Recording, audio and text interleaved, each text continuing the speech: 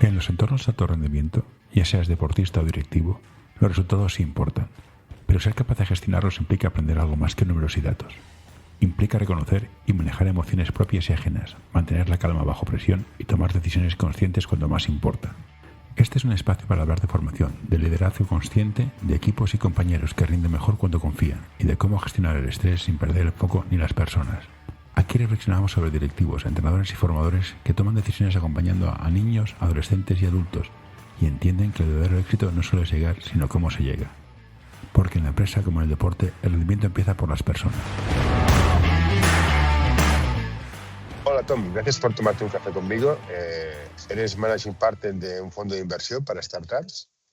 Buenos días, ¿qué tal estás? ¿Cómo va el mundo de las startups? Porque yo desde el 2008 no he vuelto a entrar, pero estamos bien, hay ambiente, hay...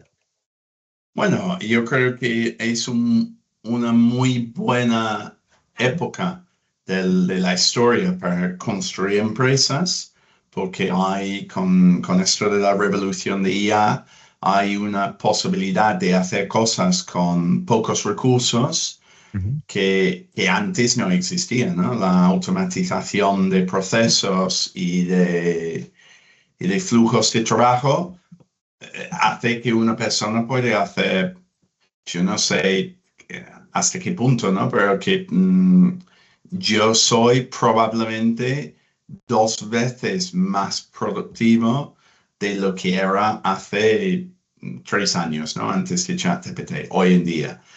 Sí, es verdad que tengo 2 veces más carga de trabajo también, ¿no?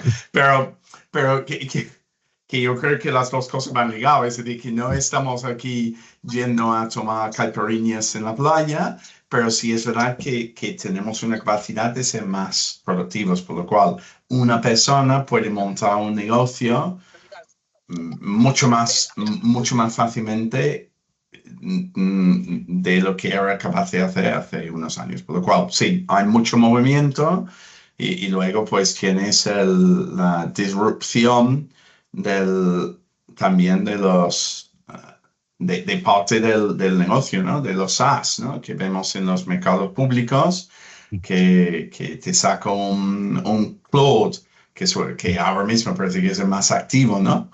También el más polémico, ¿no? Con lo de esto de Departamento de Guerra, pero que un club te saca una solución y de repente pues se cae en la bolsa, pues 20% empresas SaaS, que sigue siendo un buen negocio porque las valoraciones eran altas antes, pero sí es verdad que demuestra que hay muchos cambios actuales y muchos cambios que van a venir, muchos cambios, ¿no? en el sector. Estás en el mundo de la startup. Yo vengo del mundo del deporte. Creo que el equipo es fundamental, los roles de líder. Es importante también el equipo de una startup, el rol de líder, los líderes, cómo funcionan, cómo trabajan juntos a la hora de decidir si se invierte en una empresa, más allá de la idea. Es lo más importante. Por muchas razones. Uno, por lo que acaba de decir, ¿no? No sé lo que es. Pero bueno, si todo el mundo hoy en día es 2 veces más productivo, ¿vale? 3 o 4 o 5 veces, pero vamos a decir 2 veces que lo que yo utilicé en mi propio ejemplo, ¿no? Hablando de mí. Si alguien antes rendía, digamos, 80, hoy en día rinde 160. Y alguien que rendía antes 50, del valor que sea, ¿no? Hoy en día rinde 100, ¿no? Eso quiere decir que la persona que rendía 30 unidades de productividad mejor antes, hoy en día ahora rinde 60 mejor, ¿no? Porque se ha duplicado, digamos, la diferencia de productividad. Por lo cual, un equipo muy bueno hoy en día vale mucho más que un equipo muy bueno hace unos cuantos años. Luego viene el factor puramente humano. Es decir, si hay en la vida, hay gente buena y gente no tan buena. Alguien que no es tan bueno, pues en tu histórico personal, quien está escuchando esto, pues quizás te robó una novio.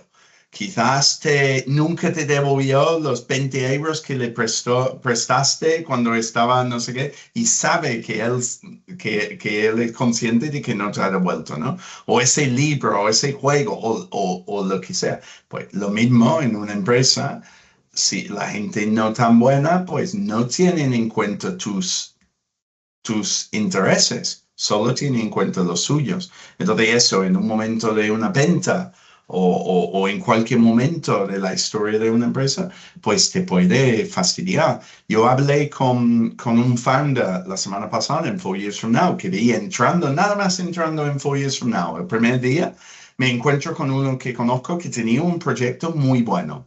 Y digo, oye, ¿cómo va? No voy a decir su nombre porque es un nombre muy peculiar, entonces probablemente alguna gente sabría de qué hablo. Pero digo, oye, ¿cómo va el proyecto? Que estaba súper bien y tal. Dice, me lo robaron. Digo, yo me había asociado con un técnico, el técnico había creado la solución, yo estaba haciendo todo lo que era el desarrollo de negocio, teníamos un montón de clientes súper potentes. Y un día de repente me dice que o él se queda con, porque tenían como 50-50 o algo así, no me acuerdo el reparto de participación, pero el tío dice, que yo acepto regalarle el 80% de lo mío o no tenemos acuerdo ya. Yo decía, esto es demasiado exagerado, vamos a llegar a un acuerdo y tal. No llegaron a un acuerdo, quitó el código. Se cerró todo y ahora lo tiene montado en otros países haciendo lo mismo, quién era el CTO, ¿no? Entonces, ¿por qué? Porque claramente no era una persona con la misma ética quizás que el otro. Entonces, pues, el equipo es súper importante, no solo por su eficacia y su productividad, y su capacidad, y su creatividad, y su perseverancia, y 1000 cosas más, su humildad y todo, pero también porque al final hay un factor humano que puede en un momento dado ser súper importante. ¿Cómo detectas este factor humano tan importante como puede ser la resiliencia, la comunicación, la humildad? ¿Cómo se detecta? Bueno, eso es difícil. Es verdad que, bueno, tirando de psicología humana al final, hay ciertos aspectos que te ayudan, por ejemplo, si no es su primera empresa como emprendedor, pues entonces puedes mirar qué hacía, cómo actuaba en el pasado, ¿no? O si está rodeado de personas que saben que son muy buenas, pues entonces pues eso también te da cierto señal, ¿no? Pero al final es psicología. La parte esa, en concreto, digamos, de los soft skills y de la ética y tal, es muy psicología, ¿no? Análisis de la persona y de su ética y sus objetivos y tal, ¿no? Por lo cual es contacto personal y preguntas y un poco de, digamos, due diligence sobre personas con quien ha estado en el pasado, con quien ha tenido interacciones y tal. Y luego a nivel digamos, ejecución, pues hay muchos parámetros que te pueden enseñar que tiene buena ejecución. Una de las más claras es facturación, ¿no? ¿Qué clientes tiene? ¿Qué facturación tiene? ¿Cuáles son sus niveles de margen? ¿Cómo es su business plan? Yo sé, si hasta la estructura del cap table tiene sentido. Hay muchos factores, muchos parámetros que podemos identificar y analizar para saber si su capacidad de ejecución es mejor o peor. Y en la parte de soft skills, pues es eso, es un análisis, digamos, psicológico. Yo empecé en Internet en el 96 con el grupo Intercom, estábamos por ahí. Y antes la escala de skills era muy importante. Si quieres desarrollar un producto, tenías que necesitar un técnico, un desarrollador que lo supiera.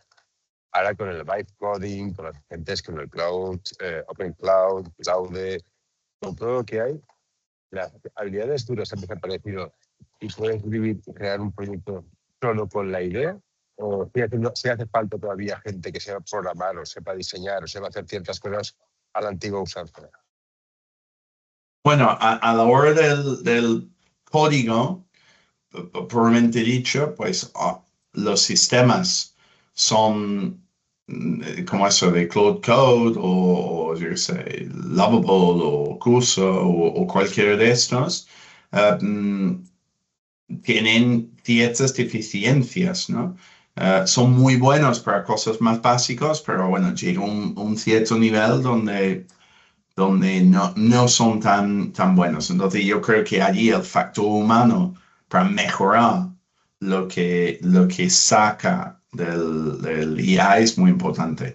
Pero sí es verdad que la parte conceptual, de concepto, cómo tiene que ser este producto, qué tiene que hacer, qué no tiene que hacer, pues empieza a ser, no digo más importante, pero más importante o por el técnico o por la persona que está creando el CEO, digamos, o el CPO o quien está llevando el producto. Pero por lo cual el código como tal empieza a ser algo menos importante, pero todavía tiene una importancia que no se puede automatizar todo porque no va a ser robusto.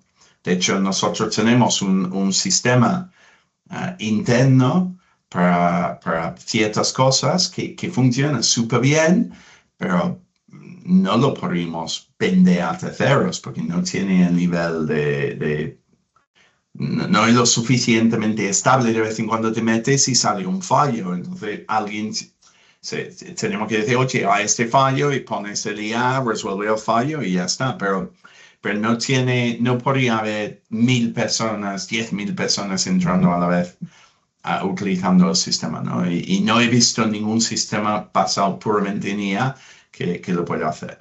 Pero lo más importante, y siempre lo ha sido, ¿eh? Lo más importante es imaginar qué puedo hacer yo con la tecnología. Y luego, pues, ¿sabes? Yo qué sé, yo creo que como en cualquier proceso creativo es exactamente igual. Es decir, si tú das un trozo de mármol a un escultor, ellos imaginan algo de esa máquina y luego lo van haciendo, ¿no? Seguramente si tú das eso a una máquina, a un robot, te puede hacer la escultura, pero primero tienes que haber ideado, oye, ¿y qué vas a hacer con esto? Y esa es la parte humana que está un poco relacionado con lo que tú has dicho de los soft skills y tal. Empiezan a tener más importancia porque eso es la parte humana. Una máquina, un robot, un LLM, no tiene ética como tal. Es decir, que sí que tiene ciertas reglas que puede hacer o no hacer, y en el caso de Claude, pues una constitución, ¿no? Que explica qué debe hacer, qué no debe hacer, pero no tiene, digamos, una ética. No tiene una creatividad innata. Tú le tienes que dar direcciones, indicaciones y con eso puede crear cosas. Pero el aspecto humano es súper importante. Y volviendo a tu pregunta anterior, por esa misma razón, el equipo fundador es aún más importante de lo que era antes. Yo estuve en el 4 Years from Now y creo que la inteligencia artificial ya está aquí, ya ha llegado, es inevitable, pero me interesa muchísimo todo lo que es temas de agentes IA. ¿Cómo ves tú el futuro aquí? ¿Cómo ves el mundo 4 Years from Now? ¿Qué ves? ¿Qué tecnología va a emerger o qué aplicaciones vamos a ver nuevas? Uf, eso es súper difícil. Hace 4 años no teníamos ni ChatGPT, entonces, ¿dónde vamos a estar? No lo sé. No, yo es verdad que leo mucho y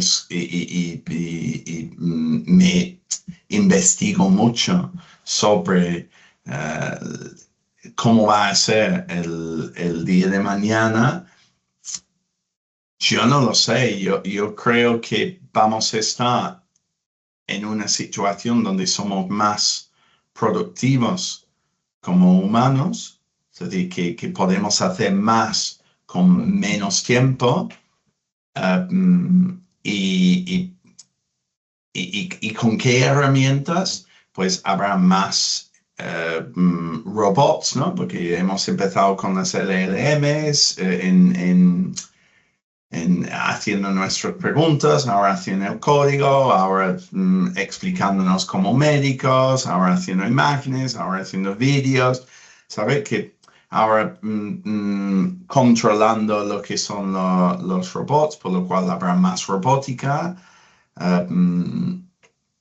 habrá más necesidad de cuestiones como ciberseguridad, ¿no? Porque cada vez hay más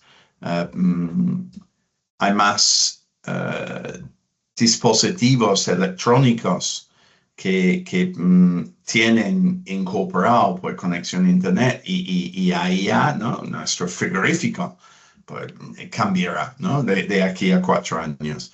Entonces, y empezará a conectarse a internet. Algunos ya lo hacen, ¿no?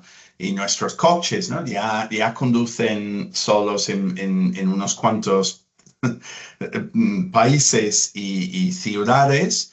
En España todavía no, pero bueno, llegará de aquí a poco cuando la regulación lo permita, porque tecnológicamente ya lo hacen, pero claro, hay que más posibles agujeros para los hackers, ¿no? Y de hecho los hackers están utilizando los propios LLMs para hackear mejor, ¿no? Hacer mejor phishing, mejor todo. Entonces, no sé exactamente qué herramientas vamos a tener. Sí que confío en que los humanos que sean flexibles, ágiles, dispuestos a seguir aprendiendo y creativos, van a tener su hueco y encima van a ser mucho más productivos que antes. Pero repito, yo creo que más productivos, pero no con más tiempo libre, porque al final se premia más quien más productivo puede ser, por lo cual estás metido como en una rueda de hámster, de lo cual no sales nunca. Yo creo que ha pasado lo mismo hasta con las, yo qué sé, con las casas, ¿no? Con la aspiradora. ¿Verdad? Que yo tengo una aspiradora y dando vueltas. Yo no creo que tengo más tiempo libre.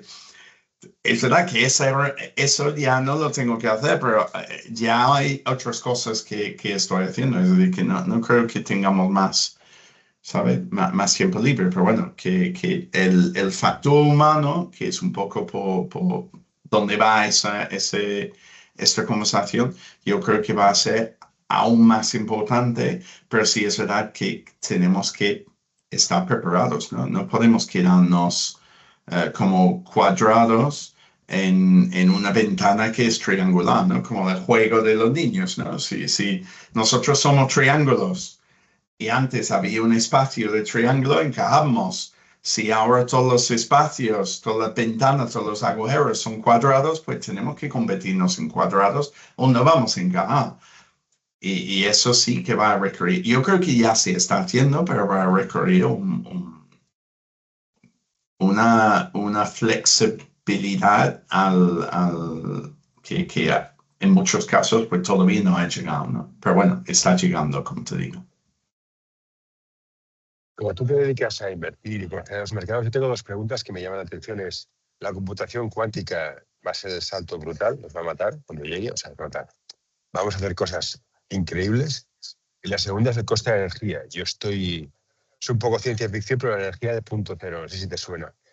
¿Sabes algo de esto? ¿Te suena? ¿Cómo lo ves? Bueno, vamos a ver, con la computación cuántica no soy físico, ni soy programador, ni desarrollador, pero claramente nos va a permitir hacer cálculos que hoy en día no son factibles. Eso significa que vamos a ir a más velocidad. Yo no creo que las reglas, durante un periodo limitado, las reglas del juego cambian por completo. Pero ahora simplemente vamos a más velocidad. Es como cuando antes cogíamos un caballo y luego pasamos al coche. Inicialmente los coches no eran muy buenos, por lo cual al inicio el caballo competía uno a uno con el coche, ¿no? Pero luego los coches empezaron a ir mejor, pero los coches quizás iban a 30 kilómetros por hora y se estropeaban cada 200 kilómetros. Hoy en día coges un coche y puedes hacer 200 kilómetros por hora y con un rellenar, una vez si rellenas, es decir, rellenar o con electricidad o con gasolina, puedes hacer pues de 500 a 1000 kilómetros, ¿no? Por lo cual, pero las reglas de juego siguen igual. Es decir, que no ha cambiado, simplemente que podemos hacer más o cosas más complejas de lo que hacíamos antes, ¿no?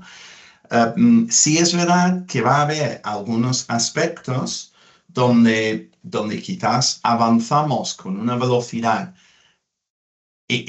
tan impresionante. Es decir, cuando tú dedicas la computación, pues ahora mismo los LLMs, pero vamos a decir ya ordenadores cuánticos con LLMs detrás, cuando tú aplicas eso a la física, a la química, a la biología, vamos a hacer avances a una velocidad que de momento no hemos hecho. ¿Qué querrá decir eso? Pues, que tengamos la capacidad de destruirnos física, ¿no? Bomba nuclear, quizás un láser como se ve en Star Trek que te desintegra, ¿no? Te hacen átomos individuales. No, ahora mismo están todos juntos, ¿no? Y hasta el propio Einstein decía, si tiras una pelota contra una pared de forma infinita, en algún momento va a sobrepasar la pared, ¿no? Porque los átomos van a pasar por sí, ¿no? Y tal, y va a haber, porque hay mucho espacio, ¿no? En cada átomo.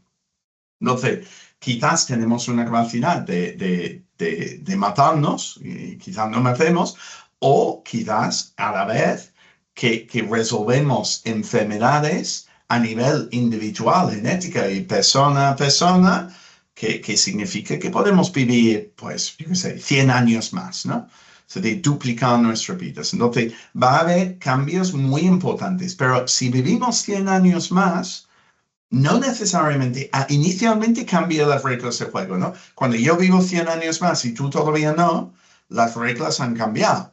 Es decir, yo puedo hacer cosas que no puedes hacer tú, pero cuando todos vivimos 100 años más, pues entonces simplemente las reglas no cambian, pero podemos hacer el doble de nuestras vidas que hacíamos antes. Y lo mismo creo que va a pasar, tú dices, la energía a cero. Cuando la energía llega y cada vez está siendo más barato, pues llegará un punto donde ya se puede hacer de todo con energía porque ya no tiene un coste. Entonces, ahora mismo, los LLMs pues están más limitados por cuestiones, digamos, de energía y maquinaria que por la propia capacidad que tiene. Entonces, si tú de repente montas LLM sobre ordenadores cuánticos que encima no cuestan nada en cuanto a la energía, pues vas a poder hacer aún más cosas, ¿no?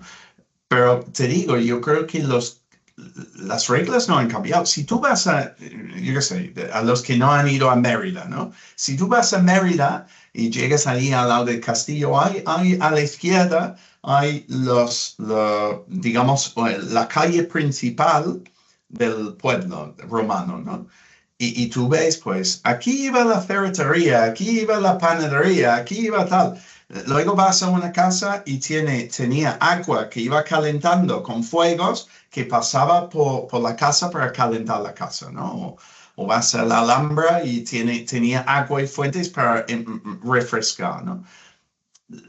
¿Qué diferencia hay entre eso y unos radiadores? ¿Qué diferencia hay entre eso y una calle y Amazon? Amazon es digital y la calle romana era física, ¿no? Pero que no, realmente las reglas son las mismas, creo yo, ¿no? Pero entonces yo creo que estas cosas nos cambian la forma de actuar durante un periodo limitado y luego todo sigue igual. Ahora, ¿cuánto tiempo es ese periodo limitado y qué capacidad tenemos nosotros para adaptarnos a eso? Pero allí es un poco lo que te acabo de decir. Yo creo que si somos personas ágiles a nivel mental, con ganas y fuerzas de aprender nuevas cosas y tal, pues nos adaptaremos, porque al final la velocidad de cambio solo puede ir a la velocidad del ser humano, ¿no? Porque si va a 10 veces más rápido, porque nosotros es que somos el denominador común más bajo en ese sentido. A menos que le damos poder absoluto y inventa un láser que no se desintegra, el LM nos mata a todos, porque yo qué sé. Pero bueno, eso sería una posibilidad dentro de muchos, pero probablemente no lo más probable, ¿no? Has salido ya 2 veces en esta charla que eres el doble de productivo. Lo que hacías antes en 8 lo puedes hacer en 4. Pues, ¿y por qué no nos quedamos en 4? ¿Alguna vez te has preguntado qué necesitan realmente tus hijos para destacar en la vida? Más allá de los libros y los números, en entornos de alto rendimiento, ya sea en el deporte o en la escuela, los resultados importan, sí. Pero lo que realmente marca la diferencia es aprender a manejar emociones, tomar decisiones bajo presión y confiar en uno mismo. Formar niños y adolescentes capaces de liderarse, comunicarse y crecer con empatía no es un lujo, es esencial. Descubre cómo acompañarlos en este camino y transformar su aprendizaje en experiencia de vida. Visita tache.org/contactar y empieza hoy a marcar la diferencia en su futuro.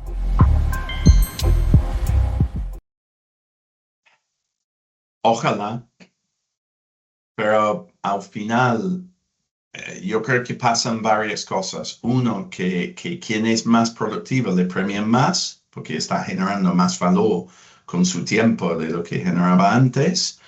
2, estamos todavía en una sociedad donde tenemos, digamos, un poco por reglamento, ¿no? De alguna forma de entender la vida, que trabajamos X horas y descansamos Y horas. Es verdad que cada vez estamos más conectados, por lo cual te reclaman de una forma más insistente y a través de más vías, ¿no?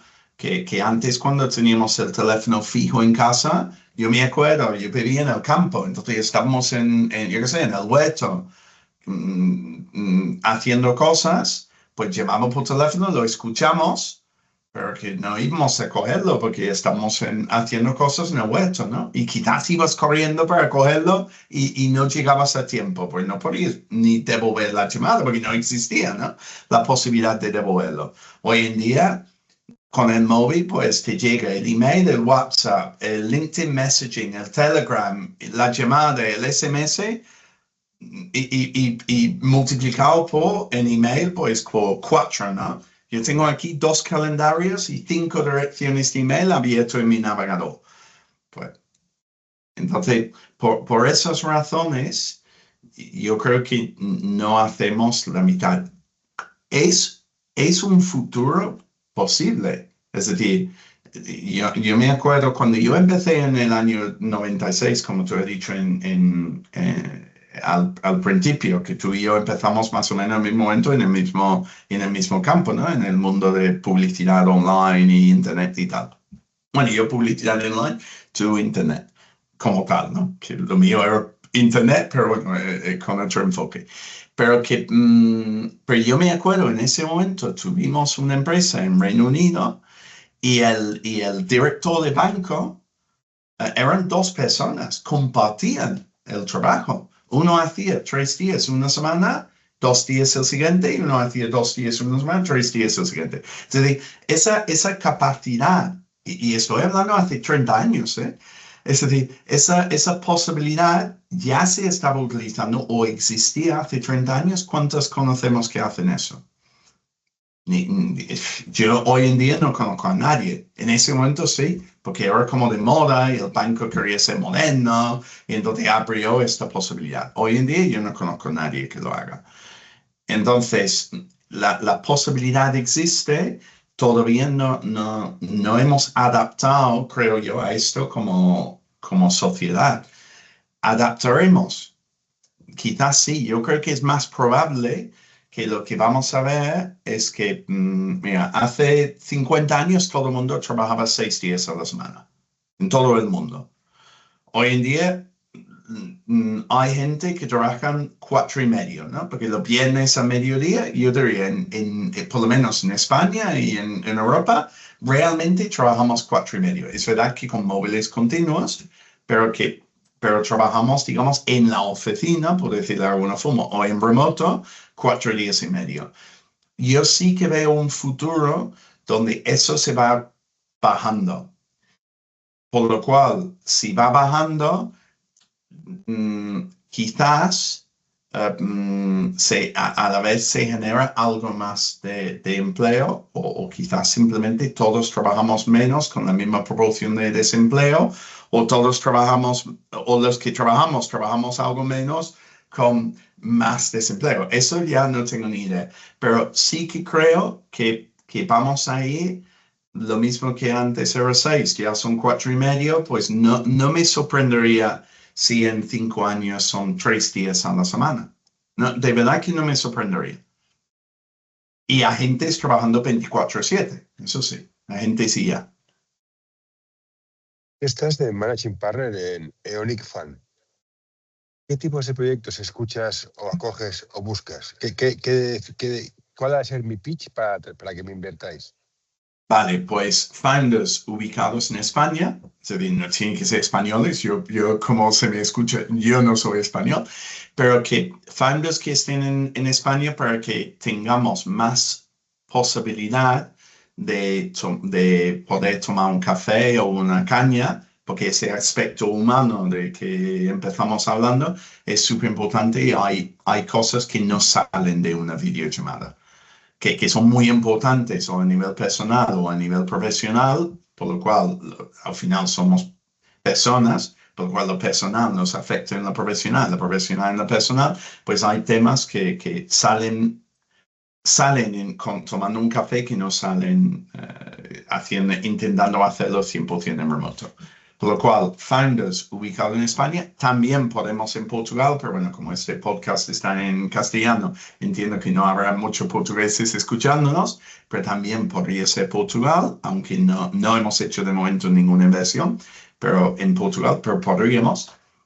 Y en sus etapas tempranas. ¿Eso qué quiere decir? En proyectos al más o menos al inicio, ¿no? Nuestra valoración máxima son 5 millones, nuestro valor de empresa con primer ticket. El primer ticket que invertimos son 100,000 y la valoración promedio a lo cual hemos entrado con el primer fondo ha sido 2,16, 2,2 millones. Por lo cual, empresas que tengan una necesidad de meter 100,000 euros, donde creen que nosotros podemos aportar valor más allá del dinero, que tengan una valoración de su proyecto máximo de 5 millones, pero eso es tirando muy alto, por lo cual sí, mejor que vengan con 400,000, que es el último que hemos mirado, que 5 millones, y que estén ubicados en España. Más allá de eso, muy abiertos. Es decir, somos agnósticos en cuanto al sector, mientras seamos capaces de aportar valor. Como te he dicho, hay algunos sectores que no conocemos para nada, por lo cual quizás hay menos probabilidad de poder aportar valor. Y un poco lo que he dicho antes, si son equipos complementarios con suficiente humildad, pero a la vez suficiente ambición, con ganas de colaborar y tal, pues, y con un buen proyecto, si es un proyecto que no es escalable y tal, pues no nos va a encajar, pues que nos contacten. Ya para acabar, esta mañana he hablado con una chica que trabaja en un banco. Entonces ella me decía, no busques inversores, pídete un préstamo. ¿Qué diferencia ves tú pedirte un préstamo bancario? Que mira, tengo que pagarte, te pido 100, te tengo que darte 150 y un fondo de inversión. ¿Qué diferencias hay para que la gente que sepa a qué se enfrenta en cada situación?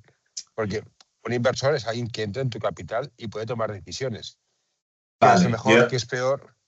sí, pero bueno, mejor y peor es difícil decir de forma generalista, pero sí que te puedo decir que el equity es muy caro, porque al final tú estás dando un porcentaje de tu empresa pero a la vez la financiación bancaria hay que devolverlo. Y no solo devolverlo, hay un periodo en la empresa donde lo tiene que avalar de forma personal. Por lo cual, si al final la empresa cierra, tú tienes que poner ese dinero que has pedido prestado. Entonces, ¿en qué momento? Normalmente digamos, la evolución de una empresa, al principio, pues equity es necesario y puede ser equity de tu propio dinero, es decir, que tú como founder pones el dinero para aguantar hasta que llegues a cierto hito, ¿no? Luego suele ser de los family, fools and friends, ¿no? Que pongan el primer dinero. Luego podrías quizás pedir financiación bancaria, pero habría que avalarlo, por lo cual quizás, y hay que devolverlo, y mirando todo eso, quizás decides, pues no es el momento, por lo cual ese es el momento donde solemos entrar nosotros, pero luego llega un momento donde financiación bancaria es muy buena. Es verdad que suele tener su tope, ¿no? Es decir, que miran el balance y los flujos de caja de un proyecto y deciden cuánto están dispuestos a meter y muchas veces no es toda la cantidad de financiación que requiere el proyecto para crecer a una velocidad óptima, pero y también hay que tener en cuenta que no van a aportar valor más allá del dinero. Es decir, un inversor bueno te ayuda. Es decir, si tú vas por, yo qué sé, por el aeropuerto con 3 maletas y una mochila, pues quizás llegue el inversor y te lleva la mochila. No te va a llevar quizás las 3 maletas porque es tu negocio. Está allí para apoyarte, no para resolverte los problemas, aunque hay veces que resolvemos los problemas, ¿no? Pero que no es nuestro sitio. El sitio es ayudar en la medida de lo posible, que puede ser resolviendo problemas, pero que depende, ¿no? Normalmente es más bien pues dando consejos que te ayuden a resolver los problemas de una forma más fácil, ¿no? Pero si vas por la maleta, por el aeropuerto con tus 3 maletas y la mochila, el inversor quizás te coge la mochila. El banco te pone una maleta más. Es decir, ¿sabes? Entonces, ¿cuál es la diferencia? Pues esa, pero hay momentos cuando equity tiene más sentido y hay momentos cuando deuda tiene más sentido. Pero bueno, siempre recordando, hay muchas empresas, mira, las empresas suelen morirse a nivel financiero, ¿no? Hay muchas razones por morirse. Conflicto entre socios suele ser uno muy común, falta de clientes es otro muy común porque nunca encuentras tu product market fit, y otro son flujos de caja. Hay muchas veces que por problemas con los flujos de caja, la empresa no es capaz de seguir sosteniéndose en el tiempo. Pues la financiación bancaria en un momento dado te ayuda con los flujos de caja porque te da una entrada de caja que puedes ir utilizando, pero cuando tienes que devolver el dinero, te quita dinero de tus flujos de caja. Entonces, hemos visto más de una empresa que no contemplaba bien. Si te gusta este episodio, por favor, deja un comentario o compártelo con tus amigos. Ya sé que es una pesadez y todos lo pedimos, pero ayuda bastante. Las devoluciones mensuales que tenía que hacer de su deuda, no era capaz de refinanciar la deuda que tenía y murió. Ahora, no vas a morir por ese problema en concreto, por la inversión de equity. Puede morir por 1000 formas, pero no te va a hacer más complicado la situación de flujos de caja en ningún momento. Aunque el dinero lo inviertes, pues deja de influir positivamente en tus flujos de caja, pero no te influye negativamente. Correcto, y aparte el inversor pone su dinero, o sea, se juega su dinero, no es como el banco que dices, me lo vas a devolver por pasivo o por activo, o sea, no tengo ningún problema. Por eso te lleva la mochila, en mi metáfora porque está en sus intereses. Correcto. El banco quiere que devuelva el dinero, por lo cual te da la maleta de las devoluciones, ¿no? Exactamente. Pues bueno, Tom, no tengo ninguna más preguntas. Me ha encantado charlar contigo. Espero que encontréis empresas y crezcan, que es importante tener empresas en este país y de cualquier país. Que os vaya bien y nos leemos por LinkedIn. Pues muchísimas gracias a ti por tu tiempo. Estupendo. Cuídate, Tom. Hasta ahora. Adiós.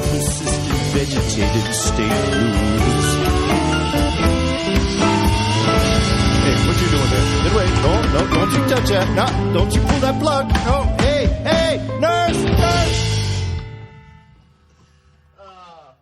All right, I'm done.